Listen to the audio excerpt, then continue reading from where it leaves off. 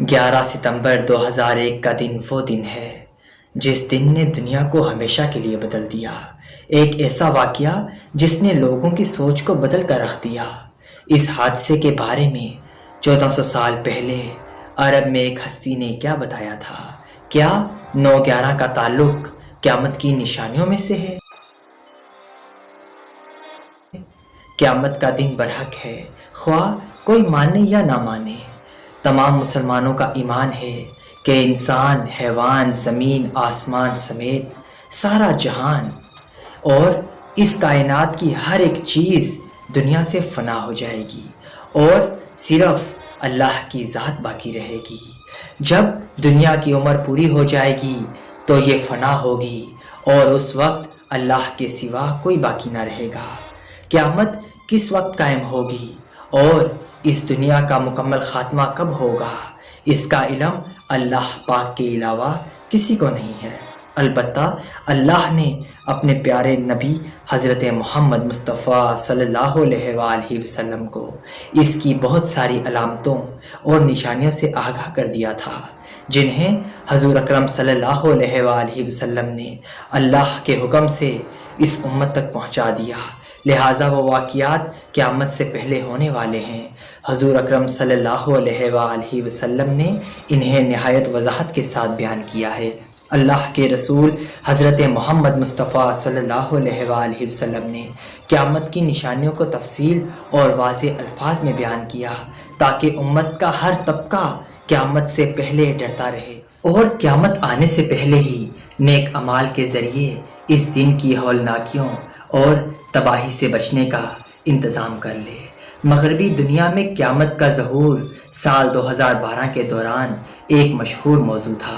Internet پر ہزاروں web sites اور سینکڑوں کتابیں اس پر لکھی جا چکی ہیں، یہاں تک کہ دسمبر 2012 میں قیامت کے مناظر پر مبنی ایک فلم کی $770 ملین کا ریکارڈ کاروبار کیا تھا۔ بہت سی ویب سائٹ پر کاؤنٹ ڈاؤن میٹر بھی لگائے گئے تھے جو قیامت کے وقت میں باقی مانندانہ لمحات کی گنتی پیش کر رہے تھے۔ قدیم مایا تہذیب اور امریکی خلائی ادارہ ناسا کے سائنسدانوں نے بھی آنے والے سالوں کو دنیا کے لیے خطرناک قرار دیا تھا۔ نتیجتاً مغربی تعلیم یافتہ مسلمان اکثر اس طرح کی پیشن گوئی اور نظریات سے متاثر ہو کر پریشان ہو جاتے ہیں، جبکہ قرآن پاک میں حضرت محمد مصطفیٰ صلی اللہ علیہ وآلہ وسلم کے ارشادات اور قیامت کی چھوٹی بڑی نشانیاں تفصیل سے بیان کی گئی ہیں۔ ایک بابرکت مجلس میں حضور نبی اکرم صلی اللہ علیہ وآلہ وسلم تشریف فرما تھے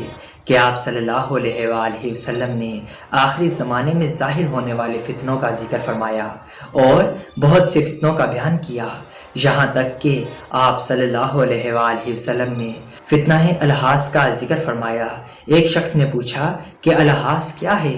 تو آپ نے فرمایا یہ بھاگنا اور ناحق مال لینا ہے، یعنی اس فتنے کی صورت یہ ہوگی کہ لوگ آپس میں شدید بغض، دشمنی اور نفرت کی وجہ سے ایک دوسرے سے دور بھاگے اور کوئی کسی صورت دیکھنے اور کسی کے ساتھ نبھا کرنے کا روادار نہیں ہوگا اور دوسرے کے مال کو زبردستی چھین لینے اور ہڑپ لینے کا بازار گرم ہوگا۔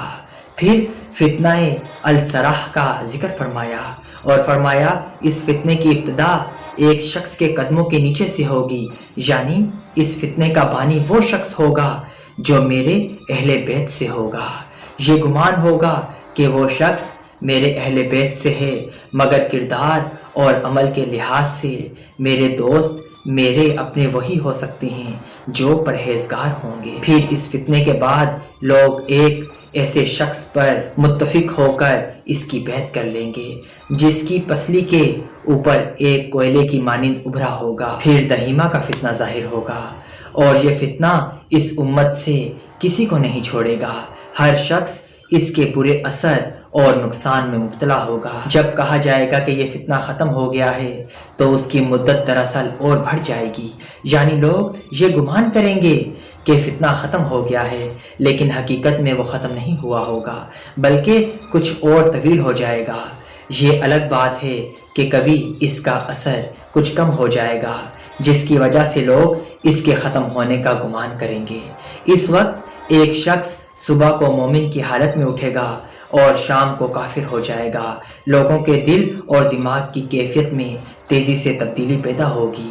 ایک شخص صبح اٹھے گا، اس کا ایمان اور عقیدہ مضبوط ہوگا اور وہ یہ مانے گا کہ کسی مسلمان بھائی کا خون بہانا، اس کی عزت پامال کرنا اور اس کے مال و اسباب کو ہڑپ کرنا بالکل حرام ہے۔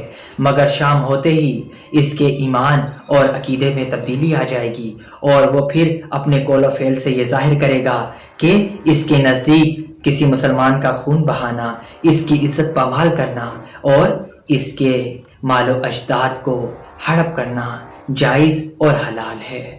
اس طرح جو شخص صبح کے وقت مومن تھا وہ شام کو کافر ہو جائے گا۔ یہ صورتحال جاری رہے گی یہاں تک کہ لوگ دو گروہوں میں تقسیم ہو جائیں گے۔ ایک گروہ ایمان کا ہوگا جس میں نفاق نہ ہوگا اور دوسرا گروہ کفر کا ہوگا جس میں ایمان کا شائبہ نہ ہوگا۔ اس دور میں نفاق اس حد تک بڑھ جائے گی کہ اس میں ایمان کا کوئی وجود نہیں رہے گا۔ جب یہ حالت ظاہر ہو جائے گی تو اس دن یا اس کے اگلے دن دجال کے ظہور کا انتظار کیا جائے گا۔ لمبی حدیث میں جس فتنے کا ذکر ہوا ہے اسے دہیمہ کہا جاتا ہے، جو دجال کے ظہور سے پہلے پھیلنے والا ہے۔ دہیمہ کا لفظ اندھیرے اور ظلمت کے معنی میں سے ہے، کیونکہ یہ فتنے اپنے اثرات میں شدید تاریکی اور قتل و خون ریزی کی شدت کے سبب رات کی مانند ہوگا۔ لوگوں کے دو خیموں میں تقسیم ہونے کا مطلب یہ ہے کہ کچھ علماء کرام کے مطابق اس دور میں لوگ دو گروہوں میں یا جماعتوں میں تقسیم ہو جائیں گے۔ کچھ مفسرین نے لکھا ہے کہ خیموں سے مراد شہر ایک شہر مومن کا ہوگا اور دوسرا شہر کافروں یا منافقوں کا ہوگا۔ ملک ہیں، اگر ہم اس جدید دور کے تناظر میں دیکھیں تو کہا جا سکتا ہے کہ 9/11 کے بعد دنیا ذہنی طور پر دو گروہ میں تقسیم ہو گئی۔ حقیقت میں ستمبر 2001 میں امریکہ اور اس کے مغربی اتحادوں نے دہشت گردی کے خلاف جنگ کے نام پر ایک جنگ شروع کی۔ در حقیقت یہ اسلامی دنیا کے خلاف جنگ تھی۔ امریکہ نے القاعدہ کو 9/11 کا مجرم قرار دے کر جنگ کا اعلان کیا اور مسلم ممالک پر فوج کشی کر دی۔ اس نتیجے میں شام، عراق، افغانستان میں ہزاروں بے گناہ مسلمانوں کی ہلاکت ہوئی اور مسلمانوں کو دہشت گرد قرار دے کر اسلام کو بدنام کیا گیا۔ وہ واقعہ تھا جس کے بارے میں نبی اکرم صلی اللہ علیہ وآلہ وسلم نے 1400 سال پہلے امت کو آگاہ کیا تھا۔ 9/11 اس حملے کے بعد دنیا دو خیموں میں تقسیم ہو گئی اور لوگوں کی سوچ بدل گئی۔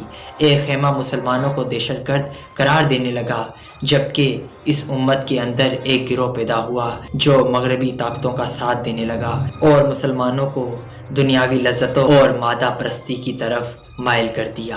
لہٰذا یہ ممکن ہے کہ یہ وہی فتنہ ہو جس کا ذکر نبی اکرم صلی اللہ علیہ وآلہ وسلم نے دہیمہ کے طور پر کیا تھا۔ وقت قریب ہے کہ جب اللہ پاک ان دو خیموں کو مزید واضح کر دے گا اور ایمان والوں کو کافروں سے پوری طرح الگ کر دے گا۔ اللہ سے دعا ہے کہ اللہ پاک ہمیں فتنہ دہیمیہ جیسے بڑے امراض سے اپنی پناہ میں رکھے۔ آمین یا رب العالمین۔